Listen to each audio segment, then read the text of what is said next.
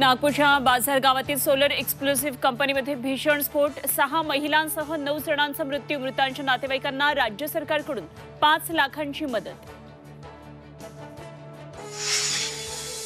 जरांगेंच्या नेतृत्वात अंतरवाली सराटीत सकल मराठा समाजाची राज्यस्तरीय बैठक. 24 तारखेनंतर 1 तासही वाढवून देणार नाही, जरांगेंचा सरकारला इशारा.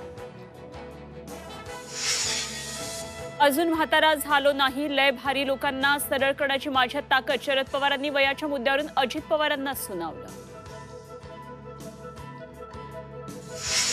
संसदेत झालेली घुसखोरीची घटना चिंताजनक. घुसखोरी प्रकरणाची सखोल चौकशी व्हायला हवी. पंतप्रधानांकडून घटनेची गंभीर दखल. ठाण्यातील प्रिया सिंग हल्ला प्रकरणात एसआयटी स्थापन. अश्वजित गायकवाडची होणार चौकशी.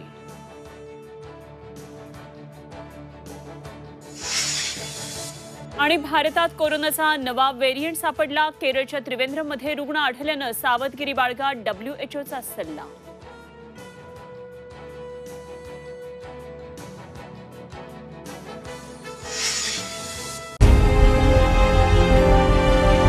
विकासाचा ध्यास म्हणजे